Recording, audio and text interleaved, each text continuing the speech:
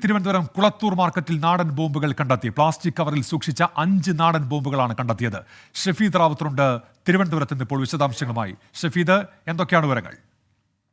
ഉന്മേഷ, നിരവധി രാഷ്ട്രീയ അക്രമ സംഭവങ്ങളടക്കം ഉണ്ടായിട്ടുള്ള സ്ഥലമാണ് ഈ കുളത്തൂർ ജംഗ്ഷൻ എന്ന് പറയുന്നത്. കഴക്കൂട്ടം ടൗണിന് തൊട്ടടുത്ത സ്ഥലത്താണ് ഈ കുളത്തൂർ ജംഗ്ഷൻ ഉള്ളത്. ഇവിടെയാണ് ഇന്ന് രാവിലെ മാർക്കറ്റിനുള്ളിൽ പ്ലാസ്റ്റിക് കവറിൽ സൂക്ഷിച്ചിരുന്ന നാടൻ ബോംബുകൾ കണ്ടെത്തിയത്. 5 നാടൻ ബോംബുകളായിരുന്നു ഉണ്ടായിരുന്നത്. ഇത് കച്ചവടക്കാരാണ്, അവിടെ കച്ചവടം നടത്തുന്ന കച്ചവടക്കാരാണ് രാവിലെ ഇത് കണ്ടത്. തുടർന്ന് കഴക്കൂട്ടം പോലീസിൽ വിവരമറിയിച്ചു.